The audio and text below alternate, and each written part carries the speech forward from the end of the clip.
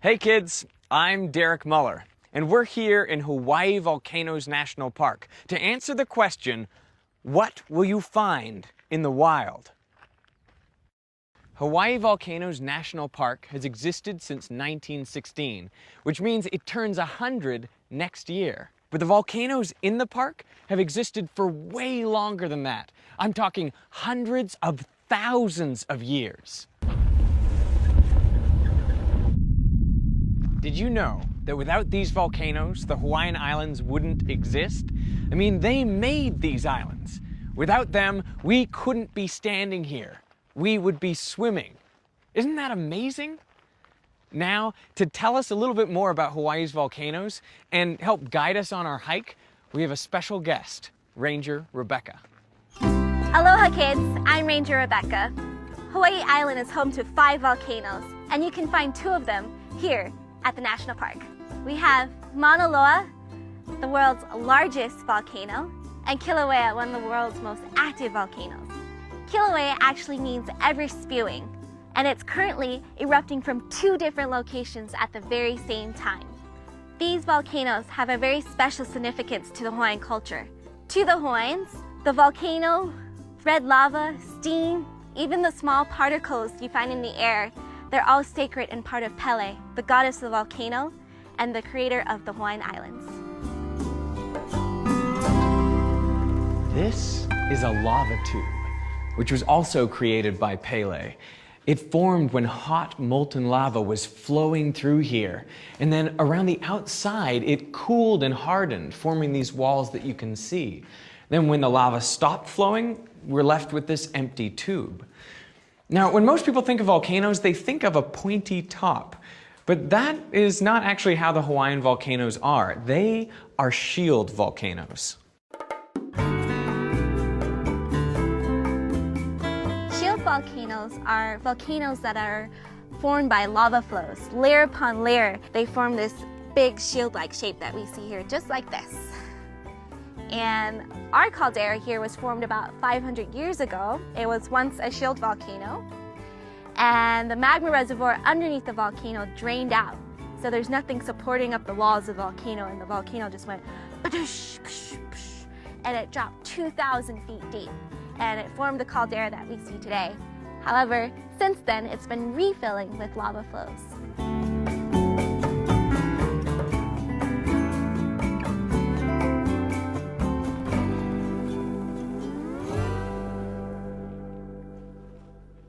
Greater than a mile in diameter? That's pretty huge. So let me ask you a question. How many football fields do you think we could fit across this Kilauea caldera? 2, 18, or 44? If you said 44, you're right. Can you imagine that? 44 football fields lined up back to back across this caldera, with walls as high as 400 feet. I mean, that is crazy.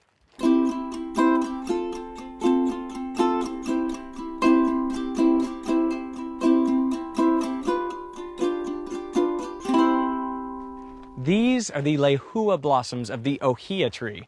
These trees grow everywhere on the Hawaiian Islands, but nowhere else on Earth. They're so well adapted to this environment, they grow in on new lava flows. And something I think is incredible about them is that they can actually close up their pores and hold their breath if the gas from the volcano becomes too concentrated around them.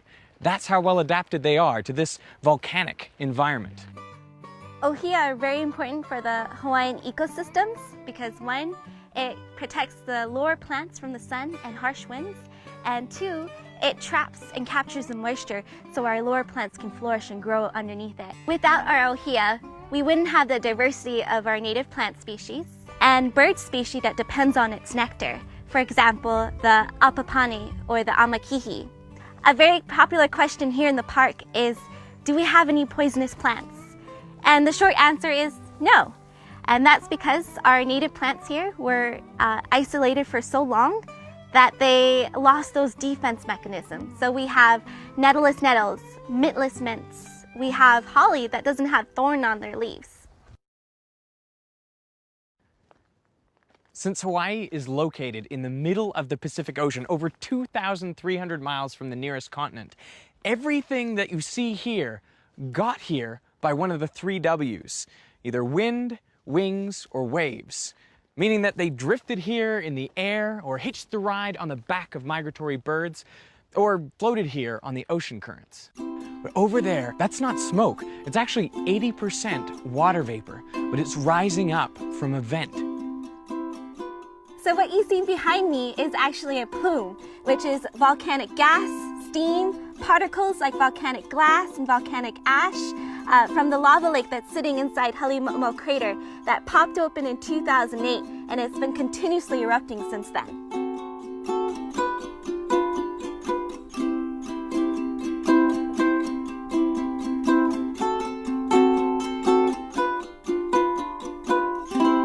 You can't see it from here, but inside the caldera is the Halemaumau crater, and it hosts lava lakes. That's what it's famous for, and at night you can actually see the glow from that lava.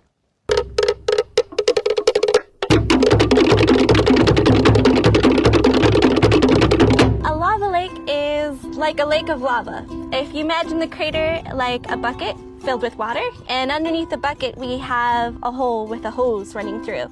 If we drain out the water, it'll go through the hose and the lava lake will disappear.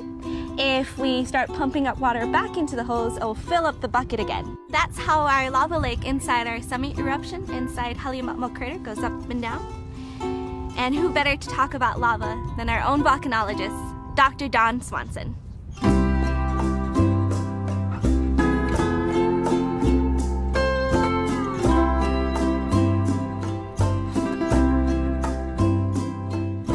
Why don't you tell us what a volcanologist does at the lava lake?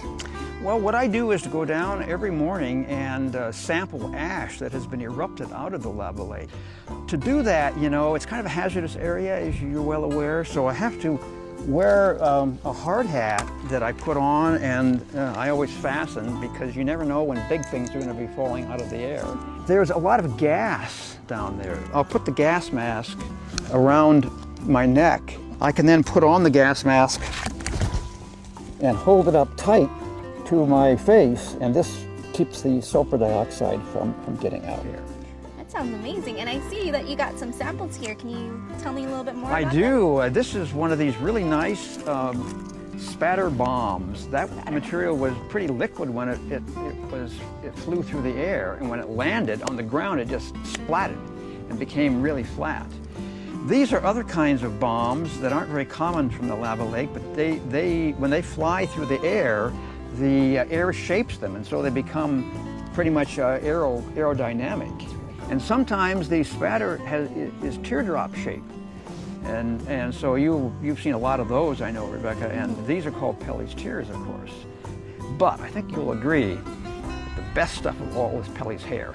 And it's so much like hair that I had to keep it in a bag here because it would blow around in the wind.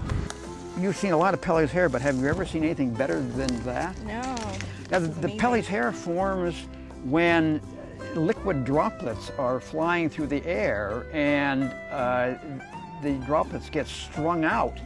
So there's a little BB at the front with a long, long tail, and that tail is what becomes the Pelly's hair. It's pretty incredible that all these things were actually made out of lava. Isn't it though? Lava is amazing material. It is liquid rock. It forms by melting of solid rocks, maybe 60 or 70 miles deep in the earth. And the temperature there is probably on the order of 2,400 degrees. It's really just a remarkable material. I can't think of a more amazing material on Earth. Wow, lava is no joke. So here's a question for you. How fast would you have to go to outrun Hawaii's fastest lava? 6 miles per hour, 5 miles per hour, or 4 miles per hour? If you guessed 6 miles per hour, you're right. And that is a pretty decent running pace. But once channels or paths are formed, the lava can actually get up to 40 miles per hour. So you'd have no hope of outrunning that.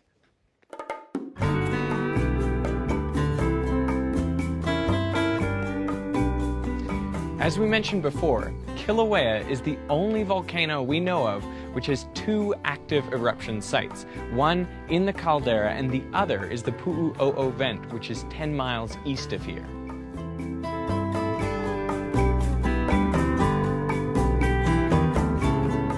Pu'u'o'o is an eruption that's happening off of our east rift zone. It started 32 years ago, which makes it the longest recorded eruption in Kilauea's history. It's added a whole bunch of land to this island.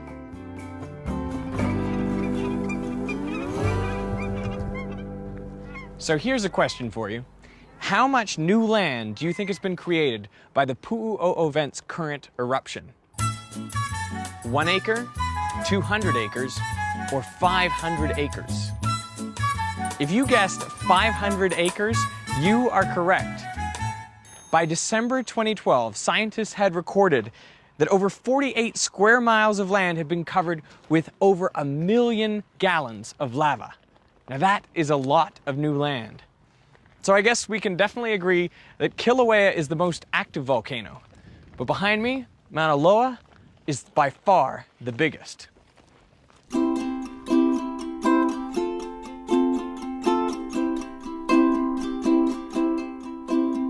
So Mauna Loa is right behind me. However, it's being covered by the clouds because it's so high.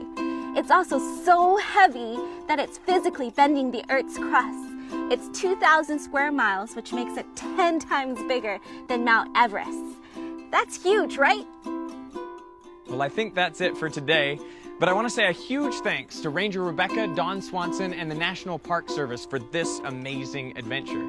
And just because this is over doesn't mean the learning stops here. If you haven't done the other nature activities yet, then definitely check them out. And of course, keep asking questions, because you never know where it'll take you.